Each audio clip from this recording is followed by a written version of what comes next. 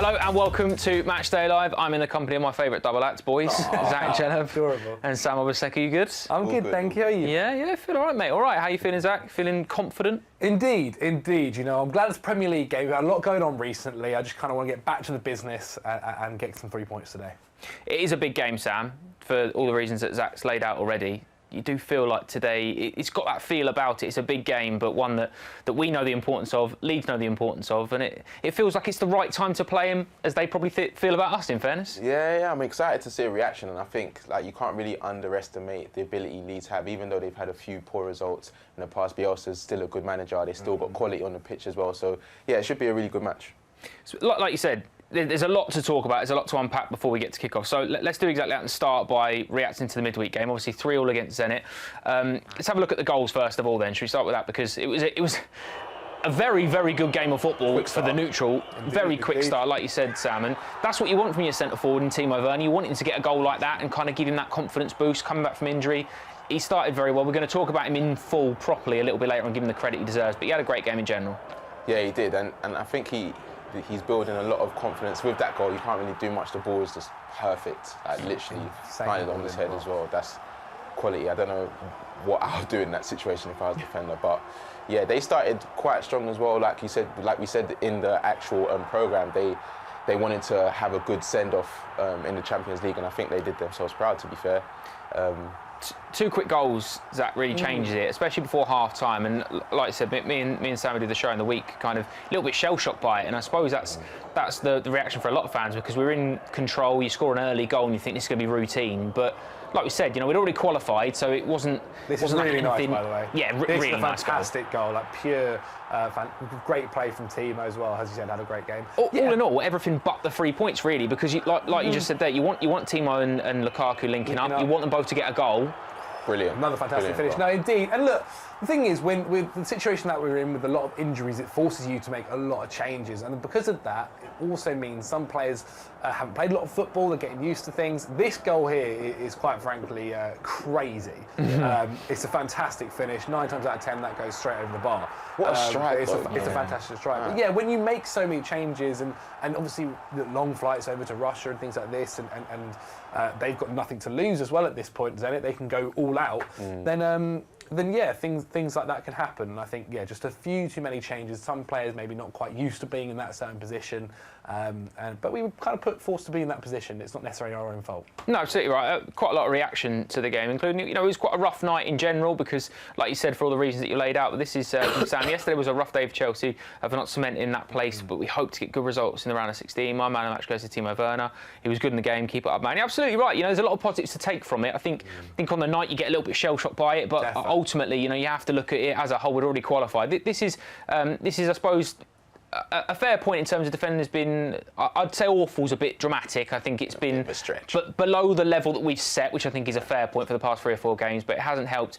The entire senior midfield is missing because a big part of how Chelsea defend. That's absolutely right, Sam, in that aspect. You know, you look at, we talk about Liverpool last year losing their centre-halves, and then you go, yeah, but you only lose Van Dijk, but then if you lose Matip and you lose Gomez as well, it becomes a problem area. Chelsea have lost Kovacic, Jorginho, Kanté in the last couple of weeks. Ruben couldn't play in the week because he had an injury as well. Reece James ends up coming in. Ross Barkley starting as well. Like you said, when you lose 4 senior midfielders in the same area, naturally you're not going to be at your flying best. Yeah, 100%. But even with the people that went in, like we saw Barkley and Reece James. Reece James was quality during that game. Barkley had his moments as well. But it's like when you're used to that system of having Jorginhos and Kantés, it's obviously going to affect the system, what people are used to. But it doesn't mean that the players that came in didn't have a good game. It just means that you need those players to kind of adapt to that and take the responsibility. And Tuchel trusts them. He's obviously going to learn that James can play centre mid there as well, and a few other things about other players. But I don't think it's time to panic just yet. I don't think it's that bad.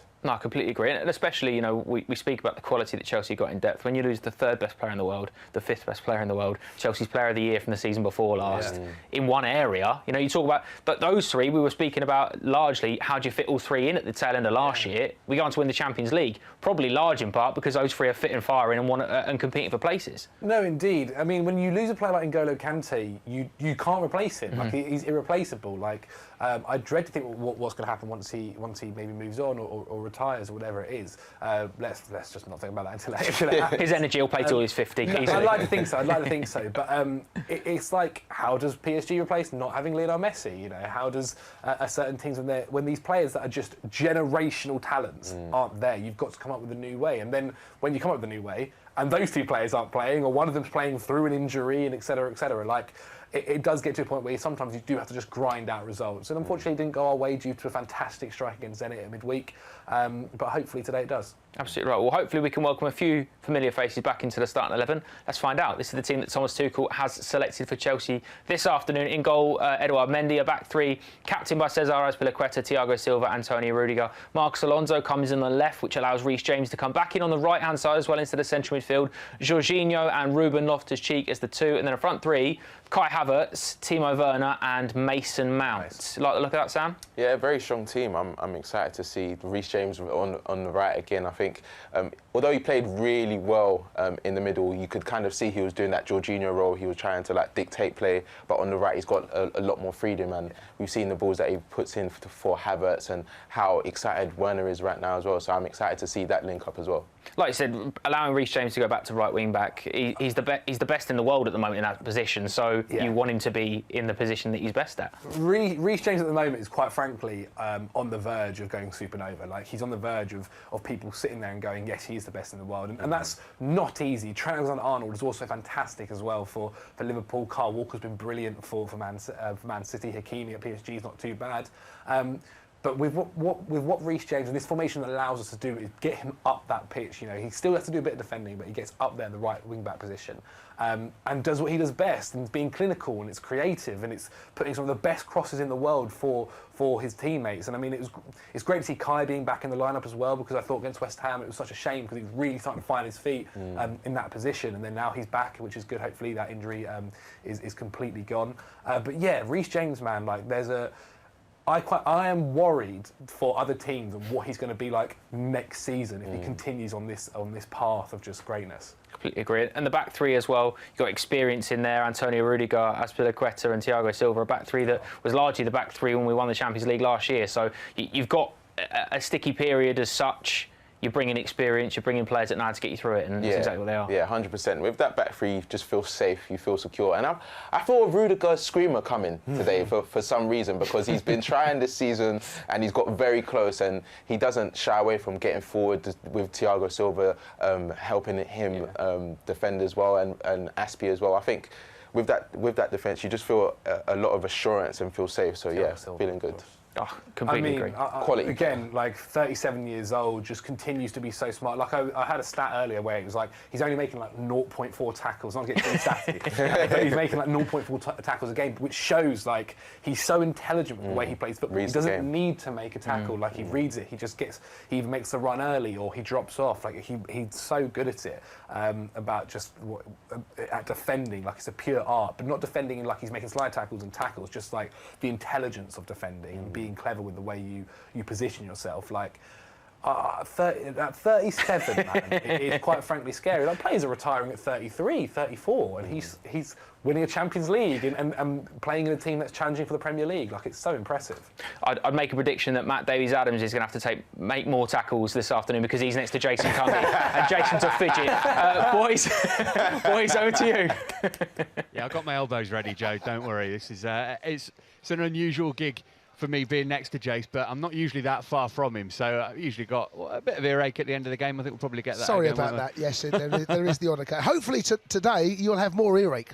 Yes, let's hope so. I mean, in terms of the team, it's not full strength, as we know, because of the injuries, but what it does look like to me is square pegs in square holes, which we didn't get on in midweek against Zenit, so that's got to be a benefit. Yeah, I think the fact that Ruben picked up that knock in the before the match, I think threw him a little bit. I don't think Reece playing in the centre midfield was on his radar. I don't think that would have been the case. And he had to, it's like horses for courses. I think that's the problem we've got right now is we've got injuries. We've got quite a few, but they're all in the same area. You've got 4 in the middle of the park. We did have going into that game. Jorginho's back today, of course, and good to see Ruben in there also. But that was the problem. But you're right, yes, it is square pegs and square holes. And Reece, as JJ just mentioned earlier, right now is as good as anything, certainly in this league and possibly across Europe at that position. So good to see him back there. No doubt that Havertz is going to be in the middle of the three, right? That's where he's tended to be when they play. I'm sure Werner might think that he'd like to be there as well, given his form. But what, 8 of the last 11, now 9 of 12 today that Havertz has started. He's been that focal point for the attack, and actually he's been a useful weapon in that position. He has, and I have to say, when he first played there last season, I wasn't a fan. I really wasn't. But he's grown into this role, and he really has adapted. I felt when he come off the bench midweek, I felt that we looked more comfortable in possession. I felt that he can give us a little bit more in support. He can go into those wide areas. He's comfortable dropping into deep. He's comfortable with his back to goal. He's comfortable on the half turn. And he brings a lot of players in and around him as well. So I kind of like that. And if I was picking this team today, Lukaku doesn't look fit, obviously, for the time that he's been out. I would have gone with Havertz up top as well.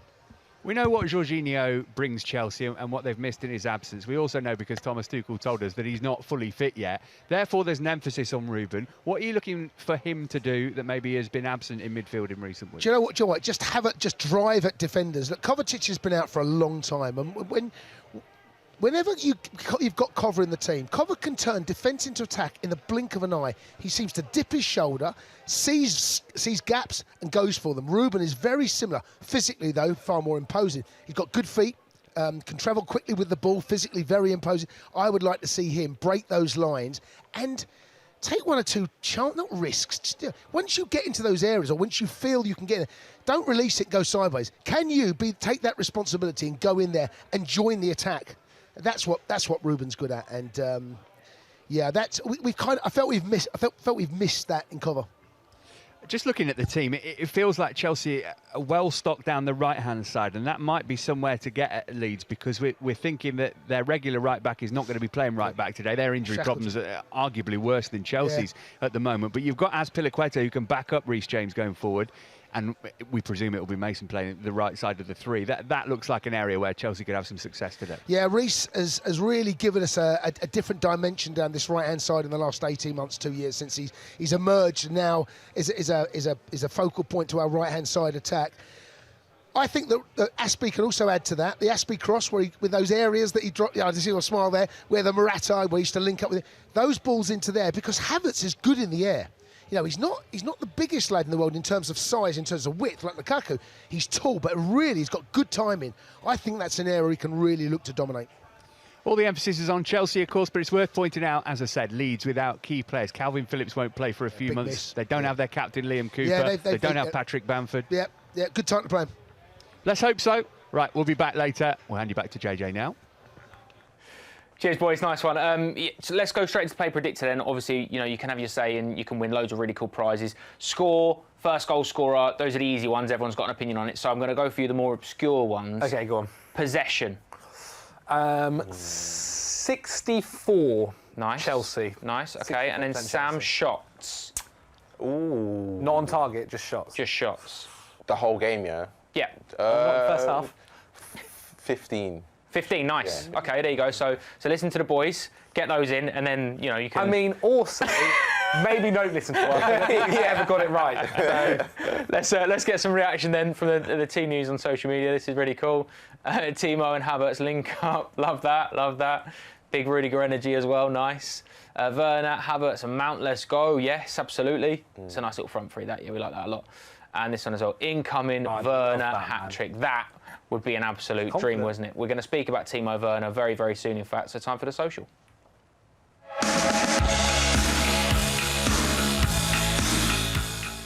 Welcome to the social. This is a little bit of look across social media through the eyes of a Chelsea fan over the last couple of days, last couple of weeks. And obviously, today's theme has to be about Chelsea-Leeds, doesn't it? Has to be. It's a big rivalry. It's been there in the past, a lot of history between the teams. So the first show and tell is about Chelsea-Leeds goals. Now, I'm going to start us off, boys, because I think there's only one place to start. You get your deciding vote, really, in the comments below on the fifth stand-up, who you think has argued the best case, or which goal you prefer. I'm starting with a winner straight away. It has to be him. Has to be the most famous goal between Chelsea and Leeds. Yeah. FA Cup final replay, 1970. It's just a brilliant team goal. Charlie Cook goes on a little mazy run. It's a lovely That ball as well. What a ball. And then look at this. Gave me the eyes. Absolute stunner. The Peter Osgood, deception. back stick. even with the diving header in those days, it looks clean. The pitch doesn't look clean. The kicks don't look clean. Nothing about it does except the header. The amount of fans, man, it's crazy to see. Like it, I don't know what it feels like. It just feels like so many more. So many more, yeah. It's rare a goal looks as good in normal time as slow motion. Slow motion makes everything look great. First look, brilliant goal. And then obviously we go on to win the FA Cup. So that's such a big deal. Indeed. Such a big goal. All you then, boys. Sam, I think you're up next, aren't you? Okay, so we've got a big goal from Mark Hughes. I think the pitch looks much better. bit better this time. The delivery is quality, but look at this overhead kick. The keeper could have done better. I mean, maybe the pitch isn't better. Keeping's been awful. I'm saying the spin on the kick. You're not deep in the way he aimed his foot to make it spin in a type of angle to bounce on the ground in the middle of the mud to throw off the keeper. There's a lot of... They say play to your advantages, don't they? So if you've seen a divot and he's picked it out... Exactly. I like it. Go on, Zach. Well, I think this one will definitely take the cake. It's Johnson, but there's some also great names. Frank Lampard, obviously doing what he does best, driving through a lovely ball into the top. Now, this is a proper bicycle kick. This is as great as they come, personally. If you want to see what a bicycle kick, this is probably it. I remember using Johnson so much back on PES. Some great names there. Jody, Frank Lampard, and here comes Zola. Carlton Cole at the back there, Marcel Desailly. Indeed. I reckon that he'll probably say this is his best ever goal. What a goal, though. If you look out the definition of bicycle kick, Johnson is at the very top of the dictionary. It's difficult, isn't it? Because Johnson is one of our 3 favourite players of all time, so it's going to be tough to dislodge that one. But anyway, you've got your casting vote, so make sure you say in the comments down below which is your favourite. Right, time to move on to the trending topics of the week, and it had to be largely around one man. Hashtag Timo time has been going all week long because he had an absolutely stunning game, didn't he? I mean, there's a lot of love online for Timo Werner. Rightly so, Sam. Brilliant performance in the week. 2 goals and an assist. Back to his best. Yeah, I love Werner. I've always said he's the type of player that just never gives up. Even when he's had the offside goals, when he's not being given decisions, he just keeps on going. He always finds himself in those positions. And on Wednesday, everything just went right for him. But it was like he was always just putting himself in that position. We saw from his goals, from his assists as well. I'm sure that the team were kind of dejected when they went in at half-time and were losing. And he kind of like carried that burden and said, you know what, guys, like follow my lead in a sense, and he really did that. So yeah, I'm happy that he scored goals and got the assist as well. Absolutely right. Obviously online, a lot of people having their say, and this is a great tweet actually about his form, because it's really true. Timo Werner is getting that Leipzig form back, and I love to see it. It's a really good point. We've got another tweet here about his form as well. Timo Werner really delivered the goods last night. Great brace, but it's a question of counting on from that. Continuing on from that, sorry, I'm backing him. It's true, Zach, but like Sam's already pointed out, one of Timo's greatest attributes, in my opinion, is his mentality and his kind of his attitude and his character. He's such a good personality to have around the club. People want him to succeed. Yeah, he's a funny guy. He is. That video in the week of trending with Kai Havertz. If you haven't seen that, seek it out because it's very, very funny. But he's got that love from Chelsea fans and players alike, hasn't he? Because he's always trying. Like it's okay. The goals aren't necessarily there. He's not scoring 25+ goals, sure, but he's always trying. And look. In your first season at a club, getting 20+ goal contributions in all competitions very good. Is not bad, right? People really criticised him to a point where I thought was quite unfair. And then that Zenit game showed what we've really been wanting to see, kind of the best at what he was really, really good at back at RB Leipzig. The first goal, being a bit of a poacher in the box, just being smart enough to think, okay, if someone knocks it on, I'll be there at the back post to tap it in.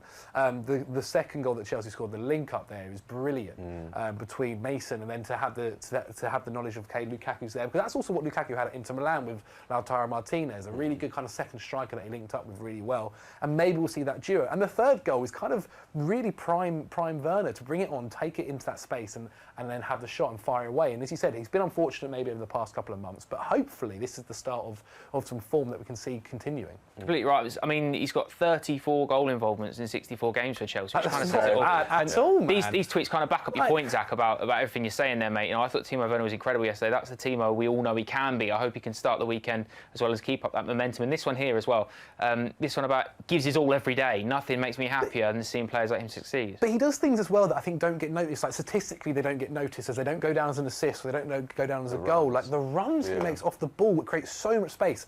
Literally, the Champions League final last year. If he does not make that run, Mason, the space isn't there for Mason to play the ball that Timo can run into, and it's things like that probably he doesn't get the credit for. And some people just look, okay, he's not scored this game, and it's not as easy to look at that. And maybe I think he's been used a little bit of a scapegoat, but hopefully this is a turning point for himself. Absolutely. This tweet here about the partnership as well. Jason's going to be doing his... this is about his Champions League form, but Timo Werner has never lost a Champions League game as a Chelsea player. 11 wins from 15 games. Seven goals is good as well. 7 goals for us. It says 10 in 5 and a trophy as well, yeah. But Jason's analysis piece is going to be on Timo a little bit later. But that there, and like Zach was saying about his form in big competitions and kind of when you count on him, when you need to count on him, he turns up. That partnership with Lukaku, we started to see a little bit, the assist for Lukaku's goal. That's what we want to see more of, isn't it? Because that's when he's at his best, when he's confident, he's flowing and he's doing things instinctively. Yeah, I'm really excited to see that, and also with Havertz today, because they like kind of interchanging. We see Havertz kind of drifting out. We've seen Lukaku did that midweek, and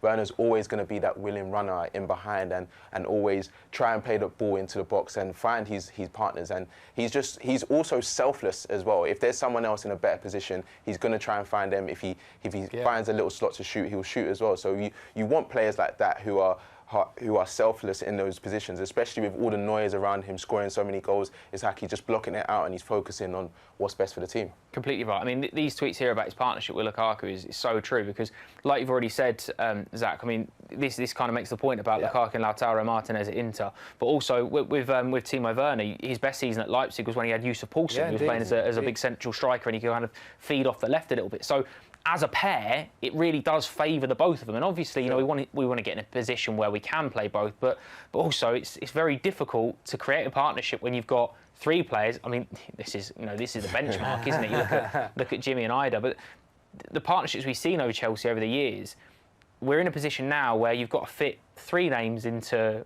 3 positions of 6 or 7 potentially. Yeah. So it is about getting that partnership. Also, I suppose at a big club like this, you can never rely on 2 players starting every week, because that's why we're as good as we are. No, exactly. And we know what Thomas Tuchel is like, right? He likes to switch things up, especially when players have played lots of games. Like, half the reason you probably assume Lukaku isn't playing today is because he's just come back from injury, had a long amount of minutes against Zenit. Don't want to risk it, especially with how bad that injury was in the end.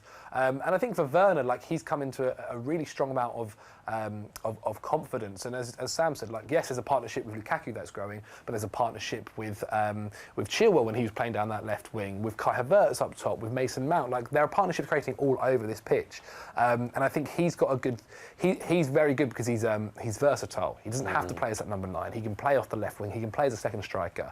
And he's so selfless, as Sam said, that he kind of suits whatever kind of formation or front 3 that we want to go with. And today, I think he's... if I'm one of those lead centre-backs, I'm not going to be wanting to run after him all day. He's the epitome of a player's player, isn't he, really? Like, they love playing with him. Obviously, we spoke about a little bit earlier on, there's a lot of history between these 2 clubs, none bigger than the 1970 FA Cup final. A lot of memories around the football club around it, including when we went strolling down Fulham Road a little bit earlier. Here we go then, strolling down Fulham Road, a little bit closer to home this week, boys. We're on the Shed Wall. We're starting because, obviously, Chelsea-Leeds, 1970 FA Cup final is the first thing that everyone thinks about. Starting by Peter Bonetti, because the man's a legend, key in that final, Zach, but watch the Chelsea legend that he really is. Mate, I mean, he's known as the cat. Like, for goalkeepers, this is someone people base their game off of. His reactions and reflexes, not the tallest of goalkeepers as well, especially for back in the day, and especially compared to nowadays. But you think about it, and you think about how goalkeepers have adapted to be so much more than just some tall guy in goal, and that's kind of down to this boy here, to Bonetti. He changed the game for it, to be quite honest. And like, just if you haven't looked at his reaction saves and highlights on YouTube, like, I can't put into words how much you need to do that. Absolutely. He's not, like Zach said, he's not the tallest goalkeeper, but also Chelsea are very blessed with having a history of great goalkeepers. Probably the first one was Peter Bonetti, really. Yeah, he was one of the first of his kind, like Zach said, and his reactions, he was like a hero for kids that wasn't blessed with the heights of being 6'1" and 6'2". And, you know, like Zach said, the reactions, the leadership, the quality that he had on the ball as well. So, yeah, man, big legend. Definitely. And also, he was one of the first that kind of could throw it the distance that a lot of goalkeepers could kick it as well, which is kind of big back in the day. But as we walk down here, there's a lot of Chelsea legends. And again, you know, we're of a younger generation. We're quite blessed that in the last couple of years, especially us supporting and following Chelsea, we've had a lot of legends that have come up on this wall. I mean, you see in a couple here, Dennis Wise, Frank Lampard, are such a big part of the Chelsea culture and the Chelsea history. We come on to the man now that wore the armband and was, again, pivotal during that time for Chelsea in the 1970s, and a man that made nearly 800 appearances over 2 spells for Chelsea. What a legend Ron Chopper Harris is. And obviously his nickname's Chopper, Sam, so this final, we talk about it being physical, is one word that you could call it. he'd have loved this sort of battle, and he did love this sort of battle. Yeah, always a fiery affair when you're playing against Leeds, and like you can even see in the image as well. It's just you could see the like raw emotion. It meant so much to them, and to go into this game, the leadership that he had, the amount of games that he played as well, he was a true leader. Well, even on here, Zach, it's saying about, Harris became the first Chelsea skipper to lift the FA Cup following the famous and fiery encounter with Leeds United. It's ingrained in Chelsea Football Club, this final in the 70s. And even the kit that we wore last year in the third round was it last year before? I think it was the year before, wasn't it? Was paying homage to that cup final. It's such a big deal. No, it is. It's huge. It kind of really kicked off the trophy-laden run that Chelsea went on to go and have.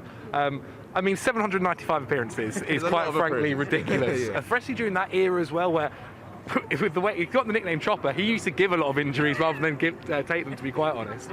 But yeah, another icon of the game, as you said, captain, and just really for a defender back in the day. If you haven't seen the highlights of the era of football that is, the pitches are awful. The balls are hard. The balls are hard. Yeah, it's ridiculous. Always awful weather, but the tackles, and this is the main man for them. You can't describe the way he would basically be going. About half his tackles nowadays would be a red card, to be quite frank. Studs up onto the thigh, but it went during those days, and he was one of the boys for it. But he's just a legend of Chelsea again. Like 795 appearances. I don't think anyone else is going to reach that ever. I think you're absolutely right. Like you said, but back in those days, there's a lot more football to be played nowadays. But also in the same way, Chopper, like you said, if he was playing now, that 795 would probably start with maybe a 4, Sam, because it'd have probably had to sit out quite a few games with red cards and stuff. But a great figure, a great character to be around in a football club, and obviously this is the man that we all know. This is not only a man that is synonymous with his football club, an icon of this football club, but also, the fact that he's got a statue around the other side of the ground, which we're not going to get to because it's too far to walk and it's getting busy outside now. But another man, 150 goals in 380 games is a ridiculously good number. Yeah, and the time that he came in as well, he started so young, started at the age of 17, and having so many appearances for Chelsea and scoring so many goals and becoming such a club icon. It's almost like you look at players like Frank Lampard and Didier Drogba and the impact that they had, but if you look back and, like Zach said, go on YouTube and look at all the videos and the goals that he scored, like genuinely such a legend for the club. Absolutely, 3 legends. There's a lot to talk about Chelsea-Leeds. There's a very famous picture, in fact, I say very famous, it's involving our very own Jason Cundy. Look at this. Look, he's still got his boyish good looks now, hasn't he? He's asked me to say that. He's asked me to say that. That's before the final. That's before it... Jay, you've not aged a day, mate. Oh, thank you very much. Talk us through then, because obviously you'll know better than most. You've lived through quite a few fiery encounters during that time. Talk to me about the Chelsea-Leeds rivalry. Oh, my God. Well, it goes back to that. That's what it kind of dates back to, and it is fierce. I was just saying to Matt that I've missed Leeds fans because they are a horrible bunch. And they make a brilliant atmosphere. Today's atmosphere will be brilliant, and that's the one thing that last season I really felt for Leeds, because they've been missing the Premier League, and we all know how big they were back in the 70s and around the Don Revie and around that era, and what they did in this country. But to miss the fans last season, I thought was a travesty. I thought everyone missed out. Today we get that. And we're going to get a brilliant atmosphere, because everyone hates dirty Leeds, and there's a reason why. Going back to that 70 Cup final as well, someone re-refereed it. I think there was about 8 or 9 red cards, maybe 20 yellows that took place in that particular game. But that was me as a little 6-month-old baby. Didn't know what was going on, but I now know all about that rivalry between us and Leeds. And I just said to Matt earlier as well, it was the most hostile ground I've ever played at. Leeds, Elland Road was a horrible place to go. Never won there. Matt, like Jason's saying, you'll have been to commentate on Leeds games and been to Elland Road. It is, like Jason said, it's great to have Leeds back in the Premier League for that reason, because it's such a historic club and they've got a brilliant supporter base. But what do you make of the Chelsea-Leeds thing, kind of over the years that you've seen, and even recently, like Jason said, the first time we played them in 20-odd years was last year. Today's the first real test, I suppose, of seeing them properly, because fans are back in and we do get the full atmosphere. Yeah, that's it. I mean, I think back to, was it 2012? There was a cup tie at Elland Road. Chelsea won 5-1, and that was a lead sort of down in the doldrums. So it's great to see him back. And I love a rivalry that's not based on geography. Just like random old football beefs that stick around for 50 years. This is a real rivalry. You're absolutely right. And you can sort of see people walking down the Fulham Road today grandfathers and grandson, right, let me tell you why we don't like Leeds, and going through it, and it just perpetuates and carries on, and on the one hand you think, oh, can't we all just be friends, and on the other, more realistic, you think, don't we just love it? This is what football's all about. I cannot wait for this. This is the one fixture that I've looked at recently going into this this festive period. I looked and going, Leeds at home, my God, and they'll come down, trust me, they will be as vocal as they can be. Today's going to be brilliant. Right, we'll be back with you for the warm-up before too long. Hand you back to Joe now. Boys, good work. Thank you very much for that. Yeah, there's a lot of chat about the rivalry. Let's hear from 3 people that experienced it. This is brilliant. This is from a few years ago. Peter Bonetti, Ron Chopper Harris and Peter Osgood. Big rivalry, you know. They did hate one another, I must admit. Were they dirty? Physical is the word I think you've got to put in. Very physical. Very competitive. Very much dirty. So. Well, you know, they had players that, you know, I think that... as I said, we had 3 exceptional players. I think they had 3 tremendous players in Johnny Giles, Billy Bremner and Eddie Gray. For the first time tonight, the crowd gets a sight of their heroes. And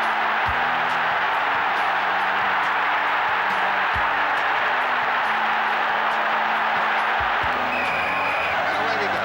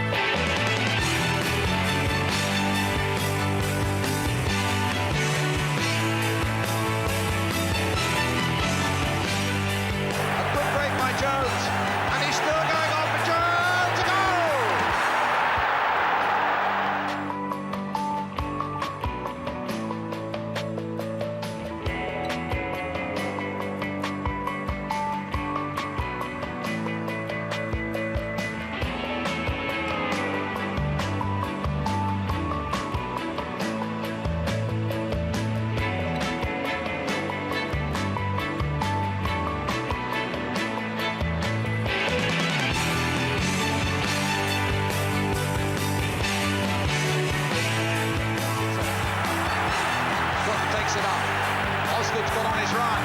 There's the ball from Peter Osgood! A wonderful goal! It's a good long one. On again towards David Webb! And Chelsea are in the lead! For the long throw of Ian Hutchinson. It was touched on and the big defender David Webb. And there goes the final whistle. And Chelsea have won the cup.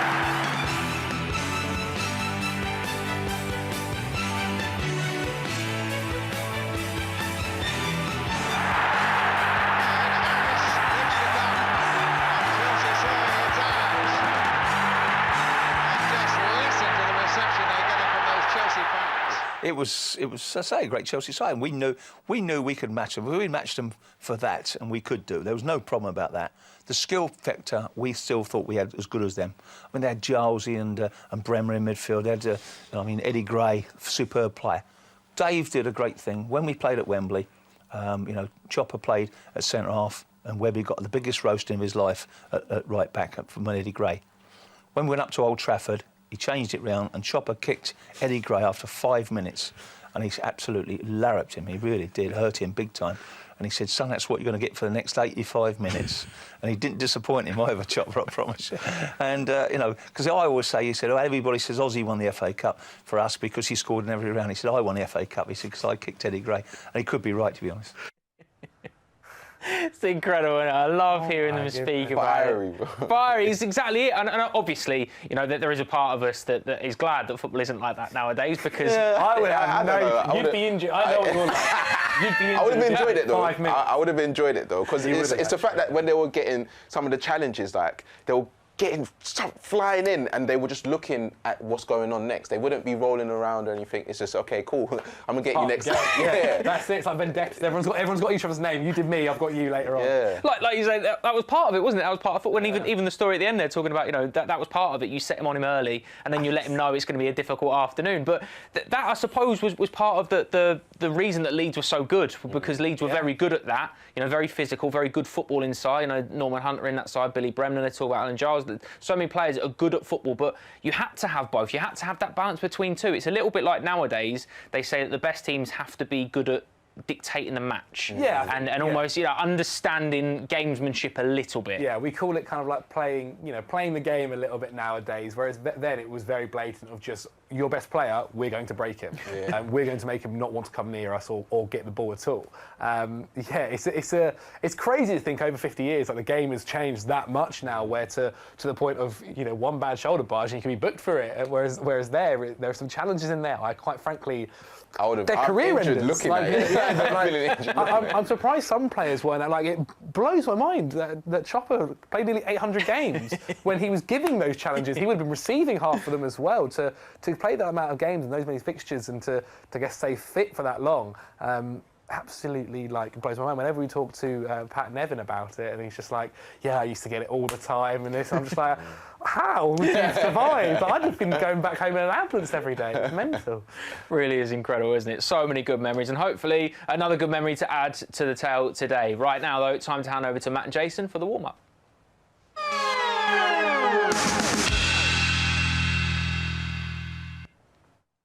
Well, the warm-up is well underway. Leeds have been out for a while. Chelsea have just joined them recently. We are getting closer and closer to kick off at Stamford Bridge. Key game in the Premier League for Chelsea, obviously, for Leeds as well. They've got a horrible December coming up.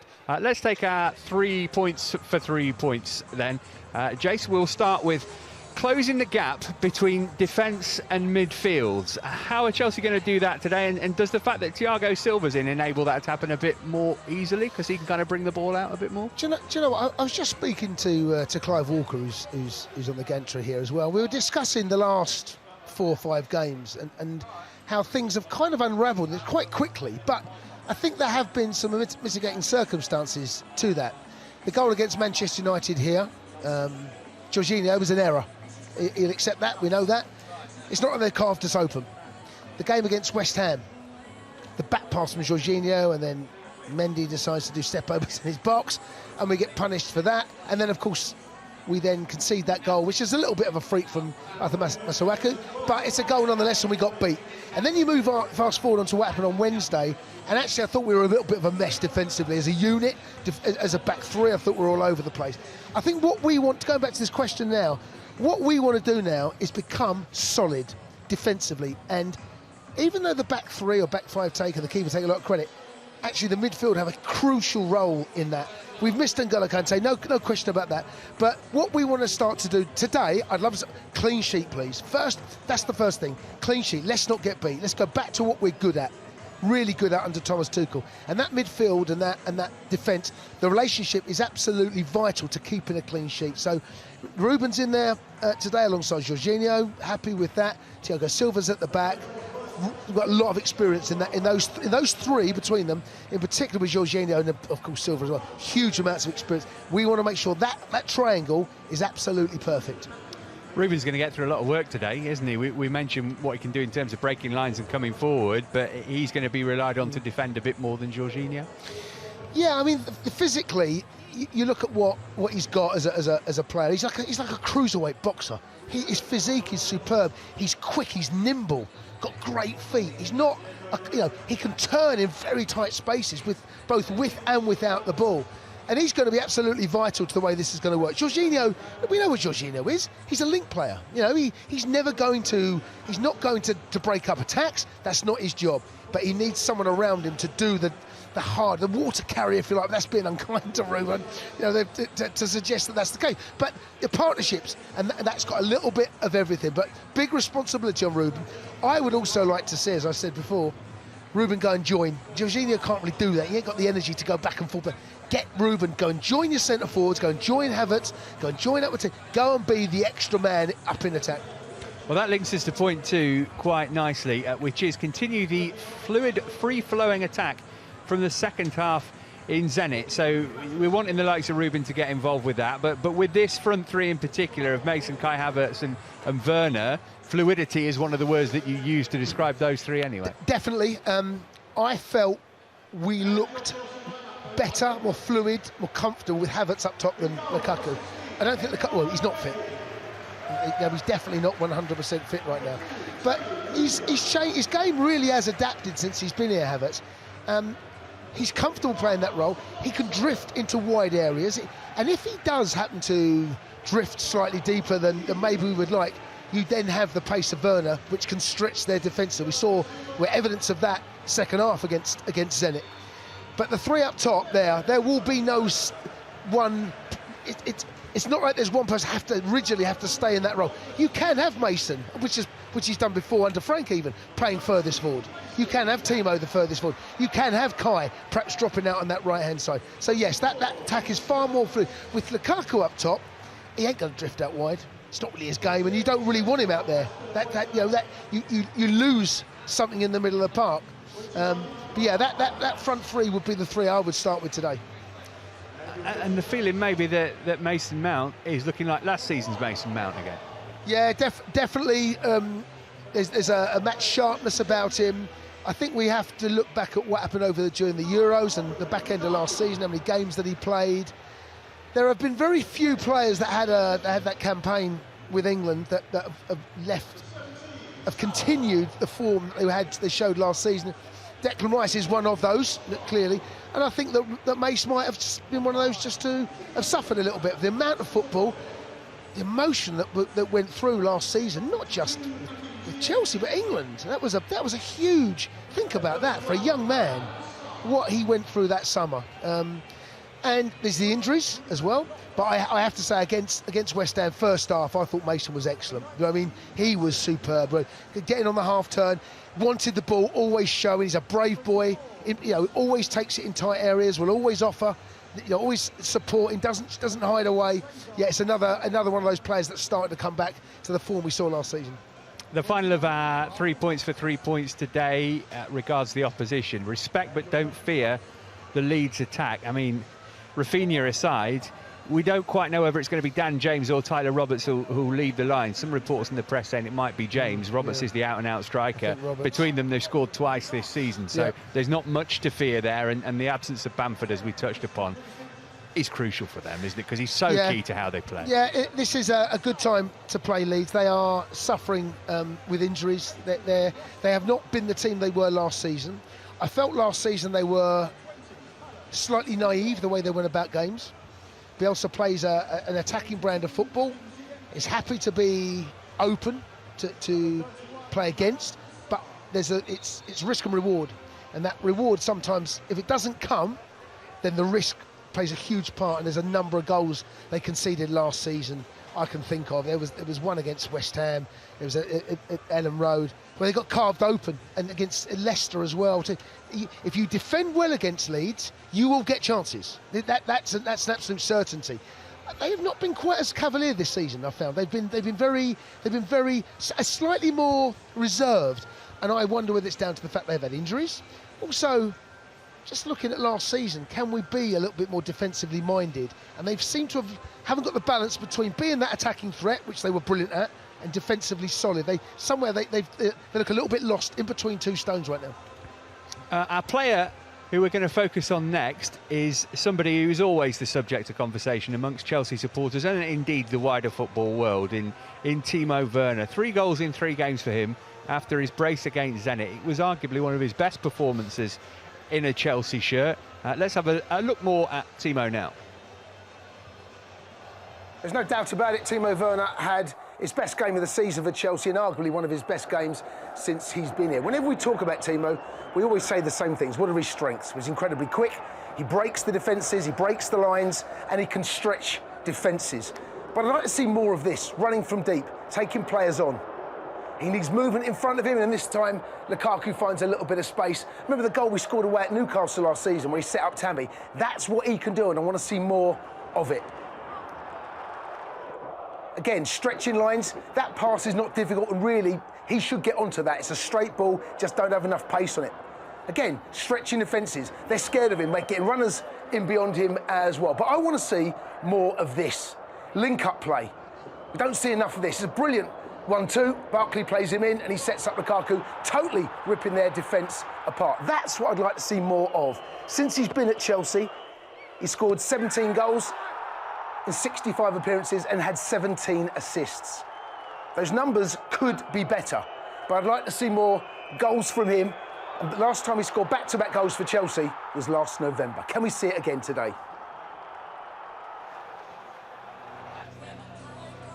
Well, if we are going to see it today, then you would think that it would be coming in off that left flank. Just looking at the Leeds back line, Liam Cooper not playing, Ayling often plays as right back, he's playing in the centre today. So there is opportunity there for Timo to do some damage. And again, with the exception of Shackleton, certainly those two central defenders, Ayling and Llorente, not the quickest. So it might be the time for him to profit today. Definitely. I have a little bit of sympathy with Timo at times, and there were 1 or 2 occasions midweek, and it not just midweek, where he does make runs and it does stretch defences, but not often does he get played in. Not saying there's a reluctance to pass it in, but I don't think that pass is the priority. I think he stretches defences and then we build in the space that he's created. I'd like to see us just be a little bit more to play those. That pass we saw there from Barkley, that's disappointing because it's an easy pass for someone of Barkley's quality. He's overhit the pass. He's asking Timo, go on, get. I know he's quick, we don't have to overbid. So there's 1 or 2 of those things where I think that Timo perhaps has found himself in good areas. He's made decent runs, and even though the run creates space for other people, I'd like to see us try and put him in occasionally. So we'll see today, like you mentioned there, Matt, this is a bit of a makeshift back four. He should have some fun today because Leeds play an open game. I don't expect them to come here and sit deep. He should find lots of space, both in front of the back four and hopefully in behind. And he's got the benefit of playing alongside Havertz, who he has done for Germany in that kind of system on numerous occasions. That familiarity at international level ought to mean that they get a little bit more out of one another at club level. Yes, and it's a relationship that we'd like to see develop. I've seen bits and pieces of it here. I've seen more actually with Germany. His numbers with Germany are sensational. Even his numbers, I was looking at them earlier with Leipzig before he joined us. Ridiculous numbers. He played, and the role that he had at Leipzig, he played with a big man, but he's not a number 9. He is not a number 9. That's just not his role. Can he play? Don't do a job, yeah. But he is for me better on the half term, better receiving the ball where there's space in behind, where he can stretch, he can frighten. And when you play against someone with genuine raw pace and there's grass in behind you, you naturally peel off. You don't go tight because your fear is behind. So therefore, it gives you 2 chances. One, to feet. His touch could be better at times. I think that's something that perhaps could improve. But when you get that ball in front and they have given you yards of space, you can then run at them. And I'd like to see more of that from him.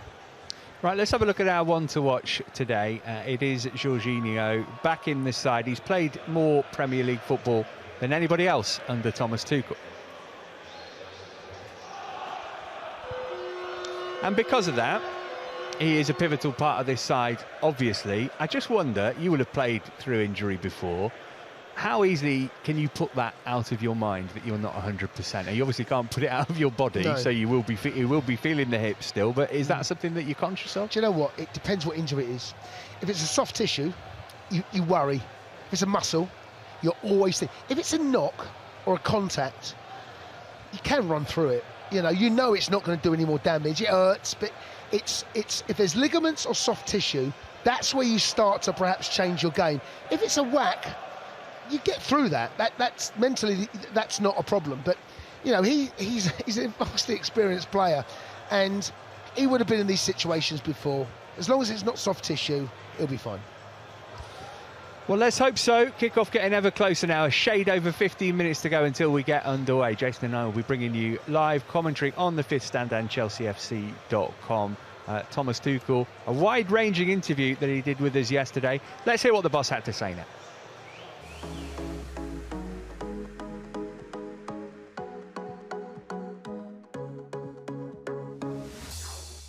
Thomas, it's been a challenging week. How does focus need to change ahead of 2 big home games? Focus needs to change a bit.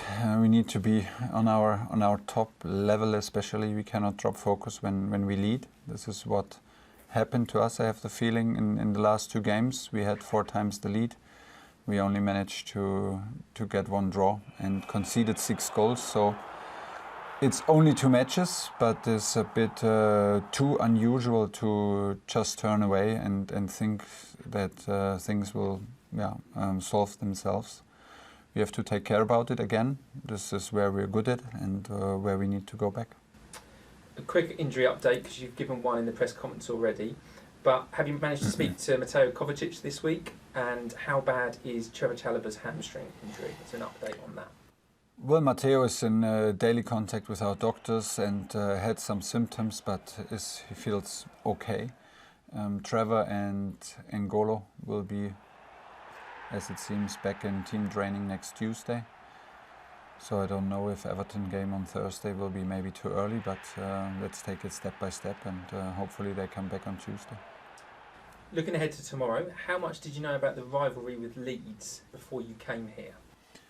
I didn't know that, but I get the feeling that we have a pretty lot of these rivalries here, which is a good thing. That spices the things up a bit. Mason told me about it, of course, and we had these talks when we played there, but we played without spectators, so could not get the full feeling. So now is full house at Stamford Bridge. It will feel more exciting. It's an important match for us because we want to bounce back. It's important because we rested some players. They should be in the physical condition to match the intensity that Leeds brings, and two games and matches. They prepared the whole week, so we expect them to be well prepared, and we have to step up. There's a bit of tension around, which is always nice because it brings you to the edge. Lastly, talking of fans, how big a role can they play tomorrow for you at Stamford Bridge? It's a different game with fans, and home matches we feel the support, and we will need the support, especially in a situation where we maybe lack the very last % of confidence. That is natural. The fans can be crucial, and we want them to be in best shape. The manager looking composed and calm as ever. Thank you to Matt and Jason. They'll be back just before kick-off for live commentary. Right, boys, it is time for the quiz. Okay? Dun, dun. So we've been talking about the 1970 FA Cup final loads, okay? So we're going to be testing if you've been paying attention. There's been a couple of little Easter eggs that have been put about. Jason, I think, also put a few fake ones in there a little bit earlier on where he's exaggerating. So we'll see how we get on. So who wants to start? Zach. Nice. Best of one. No. Oh, best of one. Go on then. It's rock, paper, You start. Well, I start. Yeah, you're starting. Okay. Gosh. Okay. So, the replay was the second most watched sports event in UK broadcast history. How many people tuned in? 25 million, 28 million, or 30 million? It was the most watched. The second most watched UK sports event in broadcast history. 28 million. Spot on. Thank you very much. Okay. Thank you very much. Good start. Zach. The Wembley pitch was in a poor condition for the final. We saw that. Trafford. The first one. The first one. Steady. Hey, that should be his answer. What was the reason given for this? Was it the Horse of the Year show? Did England play a friendly there 3 days earlier? Or was Crufts held there the day before? Go on, Crufts. Always Crufts. Horse of the Year. On the Wembley pitch. It's outrageous. Day before. I wonder who won. That's that mad, yeah. I'll find that out. Okay, so referee David Ellery, right, later on Premier League referee, reviewed the match in 1997. Okay, how many red cards did he say should have been given in that game? That's good. 6, 7, or 8? 8. 6 red cards. A little bit tamer. No VAR, that's fine. No VAR. Maybe VAR would have made it 9 and said, right. How many yellows did he say should have been given then? 16, 18, or 20? 18. 20. So at the moment, you're still winning. You're still winning. I hate this so much. I've never won one. For the win. For the win. Pat at FIFA. For the win, Sam. Which of these Chelsea players didn't score across the 2 games? Peter Osgood, Ian Hutchinson, Charlie Cook. Ian Hutchinson. Goes down to the final. It's Charlie Cook. Here we go. Right. This is for the draw, though, Zach. All right. So this is important for the draw. He's won. In what minute did David Webb score the winning goal in the replay? The 104th, the 110th, or the 118th? 118th. 110th. 110th. No, he's already said his answer. 110th. Take your first answer. Wrong anyway, 104th. Hey, why would you go that far as well? Hey, good work. I mean, quiz. Not a great return from either of you, but I'll take it. I'll take the win. Thankfully, the fans outside have been talking a little bit more clarity than these boys. There you go. 3-0 Chelsea. 3-0 Chelsea. Yeah. First goal scorer? Brace. Lukaku, Brace is going to get the other. Mason Mount. Mason Mount, that's about a safe bet. How are you feeling the game's going to go? 3-1. 3-1. Say Timo first, then Thiago Silva, then I'd probably Lukaku as well, I'd say. How good is Thiago Silva? Oh, he's unreal. For his age. Is it your first time at the bridge before? You've been here before? Yeah. First time. Okay, what do you think of the ground so far? It's pretty amazing. I have to say, I only seen it on television a couple of thousand times, so it's awesome just to be here. A bit nervous, no Kanté, no Kovacic. It's a bit nervous. We've looked pretty poor without them defensively. I think we should do the job. Leeds' form in London, not too good, so I think we should get the job done today. Okay. We surely hope for a 3-0. Yeah. 3-0 win, 3-0 win. Any first goal scorers? Do you know who you think's going to score first? Well, that's him. I'm just with. tagging along. Yeah, it has to be easy, you know. He's Danish, so are we. So you think Christensen's going to score the back of the net? Okay. And you said you think 3-0, right? Well, I think it'll be 3-1 Chelsea, but I think it'll be first goal scorer. I think it'll be Rafinha or something like that. I think Leeds will score first, but I think we will come back in it. Not having that. Very analytical perspective at the end there. I quite like it, to be fair. I quite like that. But that is something to bear in mind. You know, Leeds are very good going forward. And like the boys were saying on their analysis, 3 points for 3 points, they are very good going forward. It's not something we should fear, but something we should be a little bit mindful of. No, 100%. With no Patrick Bamford, they've got no kind of target focal point to kind of aim for. But Rafinha is an incredible talent down that wing. I assume he's going to be playing on the right, so he'll be up against Alonso and Rudiger, and normally Rudiger does win his battles against those kind of players. But still, Rafinha, when he's on his day, he's one of the best wingers in the Premier League, I think, at the moment, and started this season really well. He's dropped off a bit recently, but he's electric, he's great on the ball, he's quick and can finish really well. So keep in mind with him, Daniel James as well, another one who's super quick. So yeah, we'll definitely get tested. I think that's for sure. We've spoken at length on shows throughout the season about Ruben Loftus-Cheek and about his impacts on the Chelsea team, especially at the moment, because when we spoke about the injury problems, Kovacic and Kanté being the two that we see mainly. But with Ruben, that midfield battle today, without Calvin Phillips being in there, it does feel a little bit like it's set up for him to dominate and him to boss it. Yeah, 100%. And I think he needs those type of games to dominate from like the outset. We've seen him come into a few games and he's been quite dominant, but I don't think we've seen him, you know, insert his dominance from like the first minute. And I think that's what quite a few fans want, you know, seeing him really like insert himself in those midfield battles, and we've seen the quality that he does have, and we want him to make it harder for the likes of Kovacic and Kanté coming back as well, because he has got a lot of quality, and I'm actually very happy that he's not one of those players that have actually gone through those injuries, because if we were going to come to this point, and we spoke about it a few months ago, we would probably think that with his history he would be one of them, but he's been able to take care of his body very well, and yeah, man, I think this is the type of game that he could probably get a goal or an assist. It's a really good point, because that was why he didn't play in the week, wasn't it? Thomas Tuchel said he'd felt something in the warm-up, so really good that he shook that off and ready to play today. More social media reaction coming in then before Chelsea-Leeds this afternoon. Mount, Werner, Havertz going to cause some problems for Leeds. Yeah, we do hope so. That front three is going to cause anyone problems on the day, isn't it? Werner starts because Leeds press high, and with his speed, he can really hurt them. It's a great point. It's a really good point. I love that from KM. It's a very good point. And Sissy, Ruben Loftus-Cheek, please, when you get the chance, shoot on the edge of the box. Kindly take it. He's got a good shot on him as well. He has, hasn't he? I think that's another thing. You know, we speak about Mason. That was one of the big criticisms of him to start with, was that he didn't score enough goals. He's added that to his game, maybe for Ruben as well. And here's some more additional things. UEFA Champions League winning front three. Leeds come out and play this. So this is a Werner match. I'm happy with it. There's a lot of love coming in for Timo Werner, a lot of love coming in for the front three. I'm going to stick it on you then, boys, because we didn't do it earlier. Play predictors now. You've got 90 seconds to get it in. So first goal scorer, who do you think is going to make the breakthrough? Timo Werner. Yeah. Timo Werner, I think, yeah, and I'll go 2-0. 2-0, Sam?